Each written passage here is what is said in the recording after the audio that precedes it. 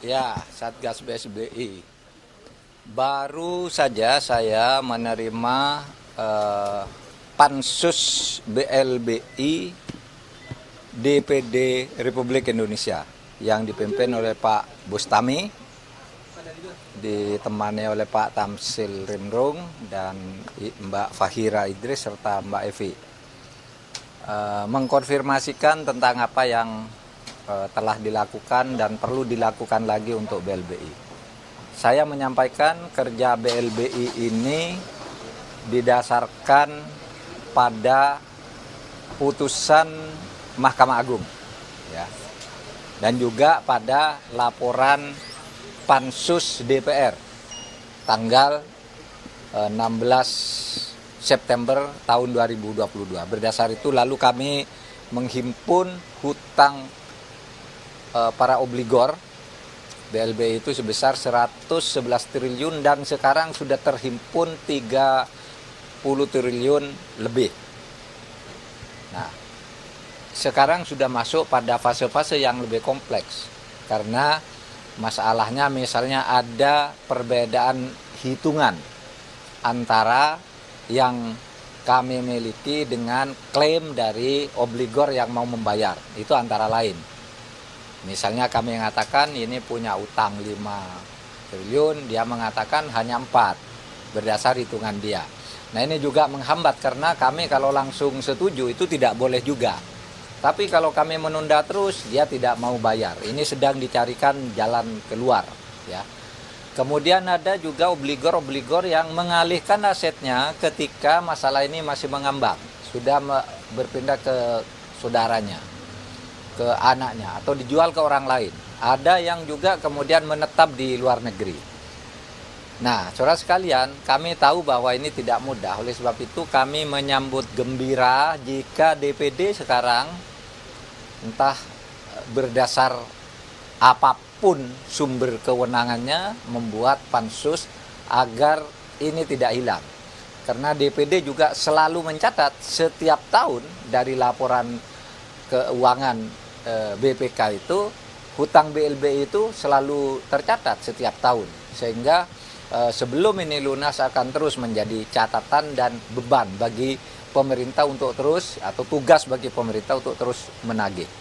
Nah, kami sendiri sudah masuk ke fase baru karena kompleks dan tidak mudahnya menagih itu.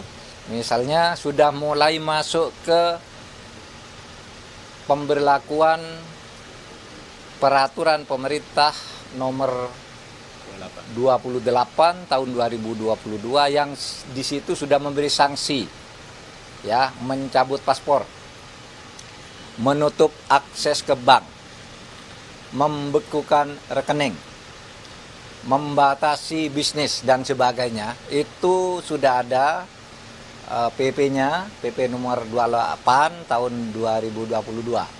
Itu nanti akan dikenakan secara bertahap sampai sekurang-kurangnya menjadi jelas siapa yang punya hutang berapa dan kapan harus membayar dengan apa. Nah, itu yang tadi kami bicarakan dengan DPD. Cukup yang DPD. Apalagi? Nah, Al-Zaitun. Jadi begini, Al-Zaitun itu kan sudah masuk penyidikan. Itu biar penyidikan untuk masalah taruhlah penistaan agama, itu biar dilanjutkan oleh Polri, oleh Bareskrim sejauh mana itu benar. Karena sudah penyidikan, mestinya peristiwanya sudah ada.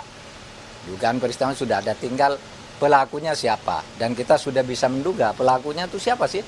Kan yang diperiksa dan disebutkan di dalam kasus itu ya orang itu. Ya nanti mungkin dalam waktu tidak terlalu lama. Tetapi lebih dari itu, kami sudah menyampaikan laporan baru kepada Polri, yaitu tentang tindak pidana pencucian uang. Kami telah membekukan 145 rekening dari 367 rekening yang diduga menurut PPATK mempunyai kaitan dengan pondok atau kegiatan Az-Zaitun, kegiatan Panji Gumilang. Kita sudah sebutkan di situ beberapa tindak pidana yang mungkin terkait dengan itu, misalnya tindak pidana penggelapan, tindak pidana penipuan, tindak pidana pelanggaran yayasan, tindak pidana penggunaan dana BOS, yang itu semua diletakkan dalam konteks pencucian uang. Pencucian uang dengan penggelapan, pencucian uang dengan penipuan, pencucian uang karena undang-undang yayasan, pencucian uang karena penggunaan dana BOS dan sebagainya. Itu sudah kami laporkan ke polisi, ke Baris-Krim, suatu tindak pidana yang tidak lebih mudah dari tindak pidana yang sudah sekarang masuk di dalam penyidikan.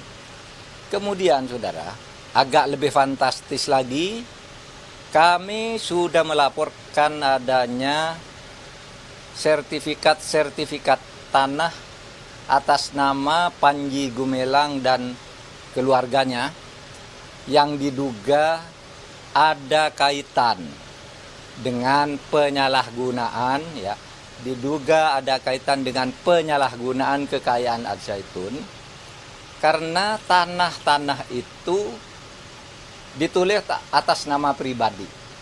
Atas nama pribadi Panji Gumilang, istri dan anak-anaknya. Saya sebutkan ada 295 bidang tanah yang sekarang ditemukan sesudah kami cek ke BPN yang namanya Panji Gumilang dan istrinya Khairunisa dan Alwidat dan siapa lagi, pokoknya jumlahnya itu 295 sertifikat. Masih dicari lagi kalau ada nama samaran, sertifikat yang mungkin menggunakan nama lain, sehingga sekarang belum ditemukan dan baru ditemukan sebanyak 295 sertifikat tanah dengan rincian sebagai berikut.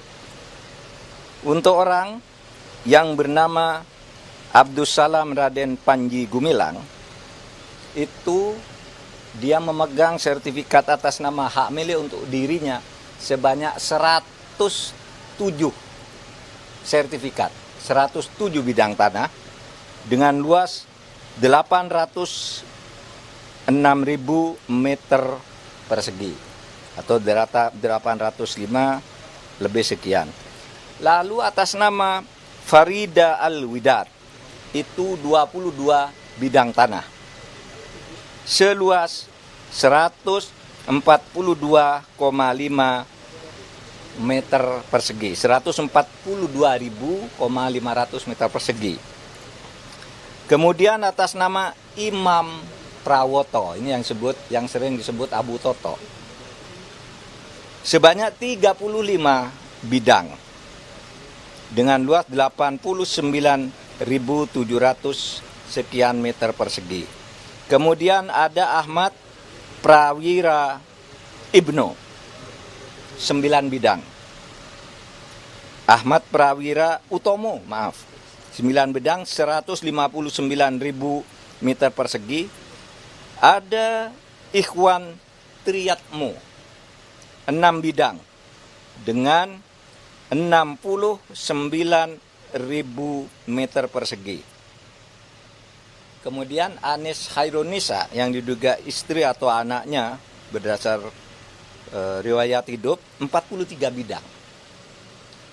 Itu seluas 442.000 meter persegi. Kemudian ada Hakim Prasojo, 30 bidang atau 31 sertifikat. Dan yang terakhir Sofiah Alwidat, sebanyak 42 bidang dengan luasan 309 meter persegi.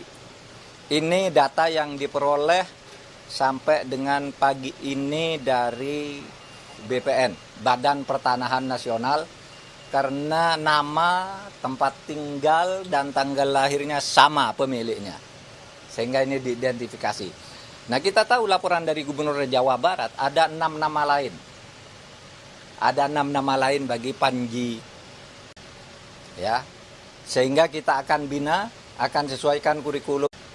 Ya, sehingga kita akan bina, akan sesuaikan kurikulumnya, akan bersihkan kalau ada kotor-kotornya di dalam pelaksanaannya, tetapi Pondok Pesantren Al Zaitun dan seluruh sekolah dan pesantrennya itu tidak akan dijatuhi sanksi apa-apa, akan terus berjalan, dibina oleh pemerintah, Kementerian Agama.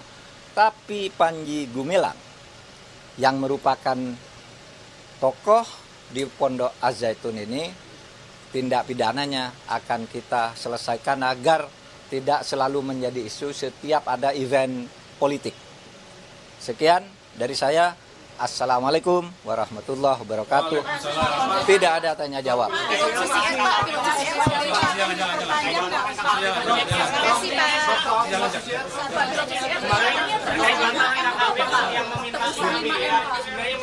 Apa nih yang tanya yang mana?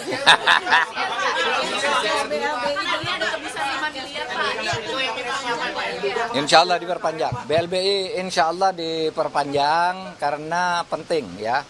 Sekurang-kurangnya perpanjangan itu bukan untuk menagih lagi, tapi untuk menentukan posisi hukum bagi masing-masing obligor yang ngemplang.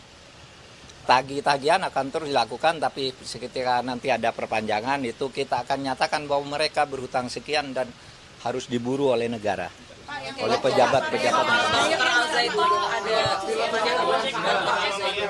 Apa? Pilot CCR Pak. Bantah KKB yang KKB membantah meminta tembusan dari pemerintah sebanyak 5 miliar. Kemudian Panglima kemarin juga Pak Mahfud juga berkunjung ke Pak Wapres, kemudian itu membahas itu, kemudian beberapa hari berselang KKB membantah itu. Sebenarnya yang meminta 5 miliar siapa Pak? Enggak tahu saya, kan saya enggak ikut menerangkan itu. Kalau kepada saya enggak minta. Kalau minta ke saya bilang enggak, gitu aja. Kepada saya enggak minta, jadi saya enggak tahu. Yang penyidik KPK Pak itu mencuci uang 300 M itu Pak, itu kan nggak sesuai dengan profil pendapatannya, itu udah ada laporan ke Bapak Pak? Enggak harus laporan ke saya. Itu harus. Enggak.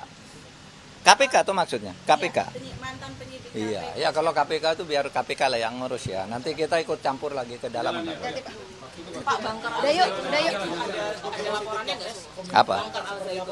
Belum, enggak tahu itu Mabes Polri. Saya yang resmi-resmi aja. Oke. Makasih Pak Mahfud. Ini ya, boleh Pak. Monggo Pak.